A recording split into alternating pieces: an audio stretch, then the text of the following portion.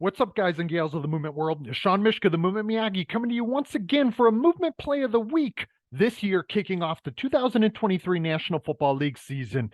I could not be more excited to do exactly that alongside of each one of you again for another year here at Football Beyond the Stats. And I am stoked to have our theme that we're going to thread throughout these next 16, 17 weeks, and then obviously into the postseason. Our themes around a movement problem solving form of life and really trying to capture each player's ways of being and behaving. And if you don't know what I'm talking about, take a peek at the info section below. Look at the blog that I wrote earlier this year to kick off this 2023 football season and really dive into what I mean when I talk about a player's form of life, and more so their problem-solving nature, their ways of being and acting and interacting within the world. And I couldn't think of a better player to actually kick that off with than the San Francisco 49ers all-purpose weapon, Christian McCaffrey. The reason why I say that is when we talk about a player's problem-solving form of life, their nature about how they find their fit within the world, Christian McCaffrey really embodies the problem solver mentality, right? The problem solving way of being attuned and sensitive to perceptual information and really what is out there, the what is, being open and responsive and intentional about the decisions one makes, and staying open to being able to act in any given way based on what the problem is offering.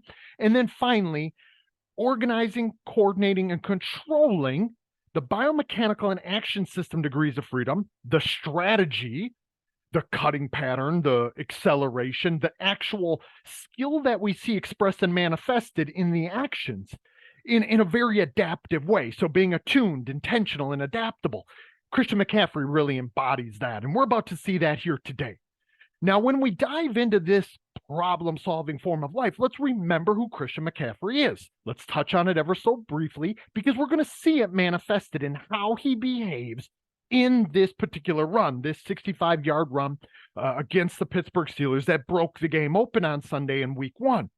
Let's remember who Christian McCaffrey is. If you don't know or aren't familiar, his dad played in the National Football League. His dad was a NFL wide receiver, and his mom was a Stanford soccer star. So we're talking about a player in Christian McCaffrey who, I hate to use the words, was bred to do this. He essentially was, right? Like the way of being and acting is in his blood. It's in his DNA. It's in his nature. But again, we're not going to get into a nature versus nurture argument here, but his nurture has followed suit as well. But just his unique way of seeing the world really started from the time that he was in high school, and probably well before that also, that he was always looking at being elusive and being adaptable and kind of being diverse and versatile in the way that he would behave.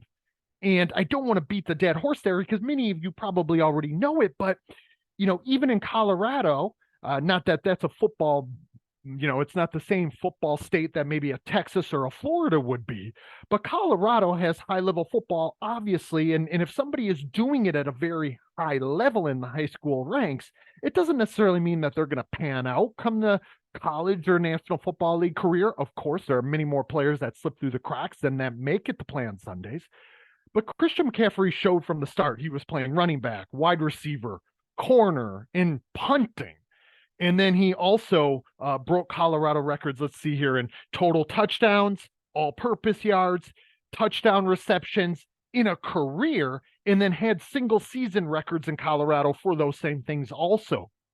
And again, it isn't uncommon for a star player at the high school level to play on both sides of the ball, sort of in a Travis Hunter type of fashion as we're seeing right now with Colorado, but we see it in many high school ranks as well. But then Christian McCaffrey was a two-time player of the year at the high school rank that then went on to play in the Pac-12 at Stanford and excel really right off the bat also. In his sophomore year, breaking Barry Sanders, my guy, Barry Sanders, all-time, a single season all-purpose yards in that record that had stood for a long time from Oklahoma State Barry Sanders years, right?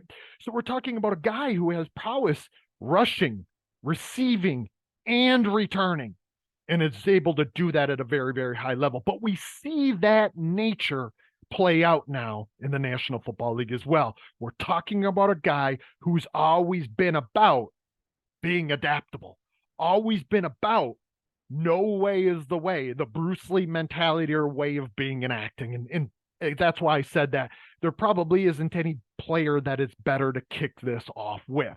You know, I could probably think of about a handful of players that I would have loved to see in week one be featured here at our Movement Play of the Week, and Christian McCaffrey is certainly one of them. So let's get into the play. Let's do our business here, and then kind of think about what we might see differently if a different player with a different form of life, knowing no two people are ever the same, but remember, no two problems are the same and neither are any two solutions. So we see this play. We're going to let it run in real time as we usually do. Christian McCaffrey going off tackle here to the left, and then he does that which what few are able to do, and use or accept and perceive these shared affordances to act. And when I say shared affordances, using one's teammates in the open field, perceiving their opportunities to act and using them as your own, acting on their affordances because you are that perceptually sensitive and attuned to what is actually out there and what's unfolding. And of course, this play doesn't take us very long, even though it's 65 yards. Christian McCaffrey is a fast cat and also is able to do some things relatively flashy on en route to doing so. So before we get into the slow motion of this and take a step-by-step local movement problem to local movement problem, and it feels good to say that again here in the Movement Plays of the Week, we are going to see it once more. Now, when we think about a player's form of life, and if you go back to that, which what I stated in my opening for the 2023 season, it's not just about one's form of life.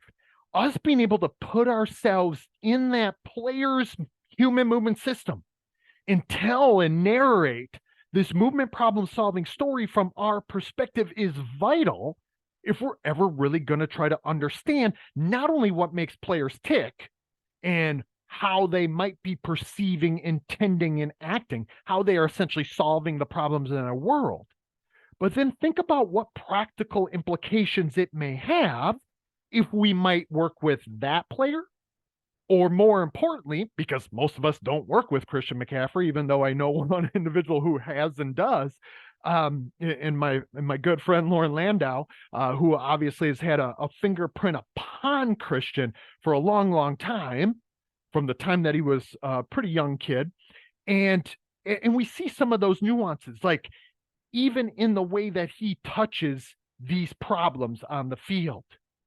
When we look to channel or guide and facilitate players into maybe ultimately who they might have the potential of being, they are the accumulation, the culmination, if you will, of all of those movement experiences in their unique and peculiar history. And that's what we see from this play in Christian McCaffrey, right? We see some of the juking, elusive nature that he is known for in high school and then at Stanford, some of the versatility and diversity of movement strategy. But we see even some of his track background when he gets in the open field, even though he does it in a very football speed, football specific manner, right? We see him scanning and perceiving in the world. And those are the things that I want us to really look at, to really investigate here in our Movement Plays of the Week in 2023. So let's go frame by frame to a certain degree, half speed if we could, and try to think about this local movement problem to local movement problem. So back into our slow-mo illustration here. And this, I will admit, this angle is not going to be as telling as the one that we'll watch right immediately after, which will come from the end zone, right? Because this angle, we can't see some of the openings that Christian may be attuned and sensitive to. But right here, right off the bat, we see this layered perception. And I love, as you guys know, to get out my telestrator, right?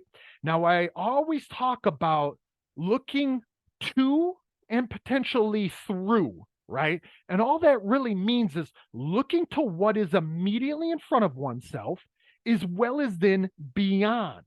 And of course, the individuals who are, now we can't be in his helmet and we're not in his perceptual gaze or his scanning, but we can speculate here that even though he's reading, he's making reads upon if he should go in or outside this respective interaction. And of course, I'm a little shaky here because it's been a minute, right? This interaction that I have the arrow drawn to, let's think what else he might be attuned and sensitive to, right? We've talked about this before. It isn't just immediate teammate and opponent dyadic interactions as we see here, but it might be deeper within the movement problem, right? As J.J. Gibson would say, skilled individuals are skilled at both perceiving and behaving, right? Skilled perception is about wider, longer, and deeper. So we're able to fill in the story, if you will. But there's a lot of pieces, moving pieces, that add to this complex movement problem. You know, we see some other things that he may or may not actually be aware of. You know, we see a pursuing linebacker from this backside. We see this individual who's going to be a free defender, who Christian himself is going to be responsible to make miss. And of course, he does exactly that. We're not saying how he has to make a miss, and we're not telling him where he's going to have to make that guy miss. Just he must be sensitive and attuned to him.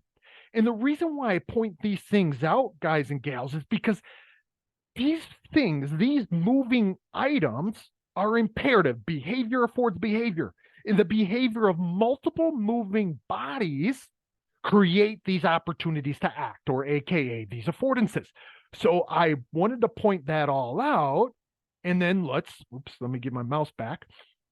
I got to get off the telestrator, and let's look one frame before that. Where might he be looking?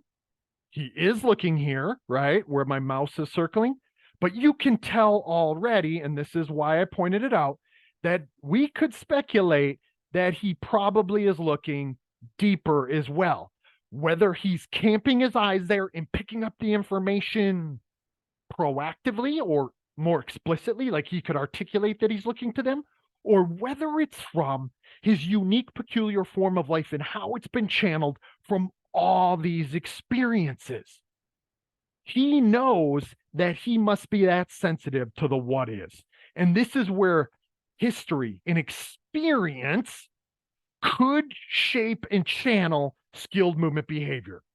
So, you know, he's looking to and through that, and he uses that information to then execute this biomechanical action to cut off of the left side with this extreme angled power cut, which he's one of the best in the game at doing. I would probably put him in that category alongside probably a Nick Chubb, maybe a Saquon Barkley, as far as the types of angles that they can get to, and their coordination and controllability across variable stances and depths. Okay, so base of support, stance, width, and center of mass or center of gravity, height, or the depth.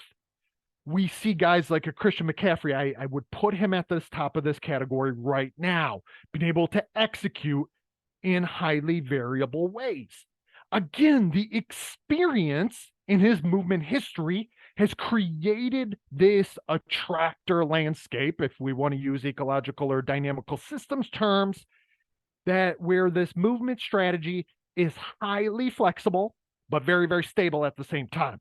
So it's stable not in terms of literal stability, but more figurative stability. It's likely to occur, and it's likely to occur flexibly and adaptively. And all of that is very pertinent as we get into this discussion.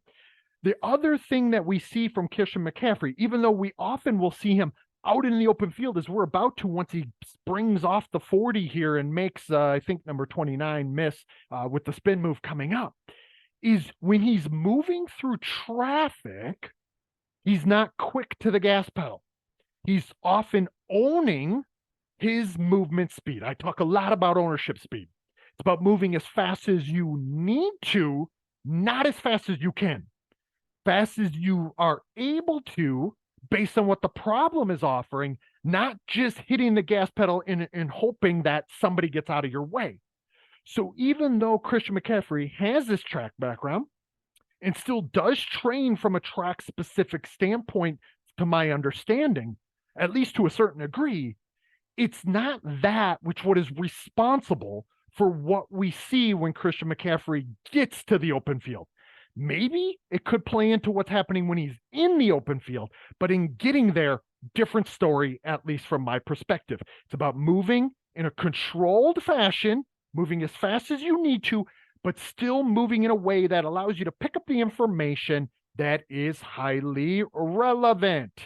Highly relevant. What's right here in front of me, maybe what's in my tight periphery, if I'm in this tight space, or what other opportunities exist to my left and to my right. And Christian McCaffrey, probably, I was going to say second to none, but I would say Nick Chubb as far as in traffic, in tight space, with crashing down complex problems like this. Probably Nick Chubb is where my money would be. But Christian McCaffrey, not too far behind. The other thing that we see that I don't want to miss, that we'll be able to see a little better from the other perspective and point of view, was that he's always in this really kind of loaded, coiled position. So again, biomechanics and actions can and do matter, right? If he was standing more upright, as opposed to being in this more loaded position as he's moving through traffic and moving in a tight in tight spaces, he would likely get easily knocked off his center line and lose balance, or trip or fall, or not being able to come up with a solution. But what you typically notice from Christian McCaffrey, again, like we're talking particularly a Nick Chubb, Josh Jacobs from last year, we can use him as an example. Guys who run with low pad levels, so they are able to be balanced to cut off of either leg at any moment, execute a power cut or crossover cut equally as adept, like a Christian McCaffrey would or does, or maybe even spin or something of the like. And of course, that's what we see here from Christian McCaffrey. He gets this glancing blow, not only from this blocking interaction that succumbs 64 and getting pushed into him, but also the tackle attempt of that free defender that he was responsible for making miss. We see it right here. Look at his coil. Look at his position. He is ready to bend and explode, but to be open and responsive to whatever the problem asks of him. He isn't locked into one way of being and acting, likely because of his movement history, his movement experience, right? And it's very unique, very diverse, very vast. And now, when he gets into the open field and now grass is opening up, space is opening up, he can begin to get on that gas pedal a little harder. But let's not miss the forest through the trees here, guys and gals. Yes, we see him start to execute in a more technical model, technically sound way that maybe would fit for running in a straight line or running in a slightly curvilinear fashion. But again, the forest through the trees is perceive to act, act to perceive. This is football, not track. And let's look to what he might be looking to and looking for that is imperative information for him to pick up that will guide and shape the regulation of his actions. What action is to unfold, and how is that action being coordinated, controlled, and organized? Equally as imperative to, has he done enough track work to run fast in a straight line? Newsflash, most NFL players have, okay? So it's about being able to perceive while you act. And what we can see here, not to beat the dead horse, but we see, I think this is Brandon Ayuk, he is doing the same. All the San Francisco 49ers wide receivers, one of the things that they do better than almost any other group is they are very, very willing blockers, and they are looking to get engaged on this. And so even though we can't see off the screen and looking at who Ayuk and McCaffrey may be looking at, we're about to see it ever so quickly, right? And there it is. And look at McCaffrey's glance over. He looks directly at Ayuk. What information is over there? Oh, it's my own buddy. It's my own friend. It's my own teammate. And if I just change my actions ever so slightly, he will do the work for me. Yes, I can still make this guy miss, and yes, I will still have to, but I am going to change my actions and to do so in an adaptively, functionally fit way to match this problem. Nifty, nifty shit here, guys and gals. Okay. And now, again, most running backs are not going to do that. Most wide receivers, most any skilled player in the open field aren't going to be that sensitive and attuned, particularly to their teammates. They would run right to that guy or try to run past that guy. Instead, why do more work than you need to if you got a teammate who's going to do this, who's going to play unselfish football, and who's going to get out? Now, Christian McCaffrey, now we look at the biomechanics, right? Now we can see the cute, nice, neat, sexy, technical model that all track and field coaches would aspire to and try to lift up on Twitter and try to claim that this is the reason why Christian McCaffrey did what he did on this respective play. Was it a contributing factor? It was, of course. We can never separate the action from the perception. But let's not separate the action from the perception, because without that skilled perception and without those skilled intentions and very accurate, clear decision making, this play wouldn't have been possible. He would have never gotten to the point or place where he was going to get in these mechanics and get in the open field and open things up by hitting the gas pedal. But we're not done there. We're not done there. And it's not about just the mechanics anymore. Now we see him click this off. Okay. We see these actions. We see these pretty mechanics. We see these things that he has very much vested in. He is very much invested in being technically sound from a movement mechanics, biomechanics, and technical action standpoint. Still trains that way to a certain degree, right? And he's always been this guy. He tries to perfect his craft, no doubt about it. But again, don't miss the forest through the trees, right? We can't separate things down in isolation. What's going to be very important very soon, okay? The opponent as behavior affords behavior. Let's watch it play out. There's our skilled perceiver again. It's not just a skilled actor. It's not just a skilled behavior. It is a skilled perceiver. He looks, scans directly to his right. Many individuals who were very fast in a straight line when they're running by themselves would not be attuned and sensitive to this nuance of information. Shoot, we see a lot of running backs who are going to be looking straight ahead, and once they get the sideline, they think they're off to the races. They think it's a straight run gallop, and they often get headed off on an angle by this guy who has an angle, right? So this bearing angle becomes very important. However, Christian McCaffrey, skilled at a different level from a perceiving standpoint, what is he going to pick up? Yeah, we know what he's going to pick up. He's already done it once. This situation is just a little different. It's coming from a different speed and has different spatial and temporal demands. It's a different teammate and it's a different opponent. So these problems have changed, right? Let's remember what dexterity is, according to Bernstein, the ability to solve any emerging movement problem in any situation, in any condition. Christian McCaffrey, early front runner for mover of the year, just simply from this play alone, because let's watch what unfolds here. Not locked into a certain way of acting. Let's have this high speed deceleration, even in a narrow stance, moving at high speeds, but I'm not just going to commit to decelerating and coming to the cutback. No, why would I do that when I can use my own guy to my own advantage and put Patrick Peterson on a string? Patrick Peterson doesn't very fast in the open field, doesn't want to tackle a soul, right? Christian McCaffrey knows that. He's sensitive to this, and he is about to show it, right? Let's get my teammate involved. Who the heck is that? Do not know. Number 3, I think Ray McLeod, maybe, for the San Francisco 49ers. And look at him. Always sensitive, always attuned, and until it comes time to organize a different strategy, a different solution, remaining open and responsive. Local movement problem, local movement problem. I think even here, let's watch this again. You guys know I geek out about this. Let's watch him here in slow motion as this plays out.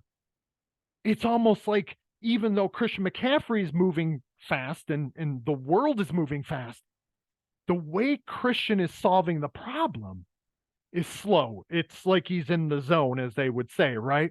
But I think that's all come from being that sensitive, that attuned. And I think even there, he looks at back, is that Ayuk again? Is Ayuk is back in the mix.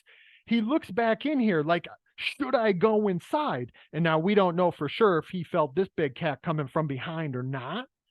Only he would be able to maybe articulate if he did or not. And maybe even him himself might not be explicit around it or be conscious of it, right? But what we see is that he's just staying so open, so responsive. And then he realizes, you know what? I have PP number 20 here, dead to rights, and I have the affordance, the opportunity to act, to most likely get in the end zone, dive in, lunge in. Again, abundance is the calling card. Attunement is a driver. The biomechanics are certainly a piece and a part of it because perceptions, decisions, and actions are all intertwined and interwoven here. Okay. Here's the cool view now when we really get into this. And you guys are probably like, Sean, you've been rambling for a minute, but you guys know how I do on this. We see him again. What information might he be connecting to? When might he be connecting to it? We see the movement problem in all of its glory, all of its complexity, numerous interacting component parts, moment by moment, these problem and solution dynamics coming together and coming to be. We see those same things that we just talked about. We see what the great thing about, as I've pointed out before in the past, with a guy who might be on a team where they have a stripe down the helmet. Now, both these teams happen to do exactly that, right? We might be able to see where he's looking. We might be able to speculate as to what would be in his periphery and what he has a view or focal point of. Now, his head could be pointed straight, and let's be fully transparent. His eyes could still be darting even if his head is staying straight. And we do actually sometimes see that from a Christian McCaffrey, particularly when he's running between the tackles, we see it. But in this type of situation, even though we can't see that other view, we're going to see his head actually move. So we're going to see it move and watch how it moves. I want you to speculate as to what information he might be picking up and how that is perpetually feeding into, channeling into how he then acts. Okay? Boom. And this now, remember what I mentioned before. Staying open, staying responsive, staying adaptable. He's about to trip on his own guy, potentially, right? We see it right here. And you can see he might actually be looking straight down at his offensive lineman's leg, like, oh, shoot, there's a leg there. But what we see from him, perceive to act, act to perceive, always intertwined and interwoven. Oh, there's some information there that might present a challenge or perturbation to what I'm trying to do. Let's just adapt my solution ever so slightly. Look at him step around that. And as he steps around that, remember I talked before about the coil or the little extra load. He's ready to spin and move at a moment's notice and do exactly that. Now we see him look up at the oncoming defender, look back over at Ayuk, let Ayuk do the dirty work for him, and his behaviors change. We see it all unfold, and there the dude for Fox is illustrating it as well by circling that block. You see it all unfold. The things that we saw from the sideline view now are even more telling from this vantage point, from this viewpoint, even though this isn't the end zone, this is a camera that's following. Really cool, really nifty stuff from one of the most skillful movers in all of the game, ladies and gentlemen, Christian McCaffrey. Most of that probably was pretty obvious based on, you didn't even need me to necessarily walk you through what he might be attuned to and what he might be adaptable around. But what can we actually learn from it? What can we gain from it, right? I think what we would find from most running backs in some of those situations is they wouldn't be as equipped or prepared to maybe behave in that same adaptable way that Christian McCaffrey did. But could we set up situations and scenarios in the learning and training and practice environment that begins to channel or facilitate a little more of the Christian McCaffrey skill-like behavior? Now, let's not sugarcoat it. Nature and nurture. Christian McCaffrey is a one-off. So even in amongst the 1,696 players in the NFL, there aren't many Christian McCaffreys.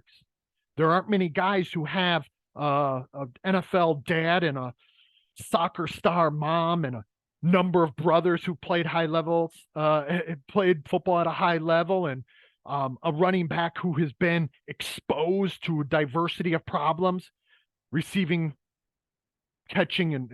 punts and returning punts, or being used in these highly diverse ways.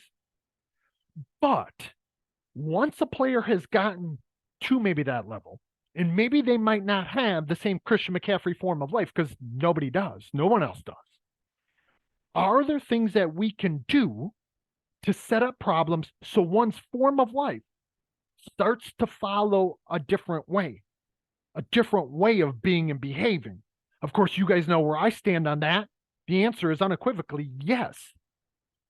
But what are we doing in our learning environments that maybe facilitate it or constrain and limit one so they might just stay who they've always been? That's a rhetorical, redundant question that I think we're going to keep asking ourselves week by week here in this National Football League season, because that's where the practical rubber meets the road, guys and gals. I hope you enjoyed this first week 1 of the 2022 National Football League, 2023 National Football League season. We're kicking off another year here at our Movement Plays of the Week for Football Beyond the Stats. If you guys have any thoughts, questions, players you need to see, or you're hoping to see excel, put them in the comment section below. Drop me an email. Let's interact around this, and go read that Form of Life blog so you can better understand some of the things that we're really looking at when we're trying to investigate movement problem solving through this problem solver paradigm and Form of Life lens. I am the Movement Miyagi, Sean Mishka. I will talk to you guys in week 2. Great to see you all again, even if it's virtually, and I hope to see you again next week.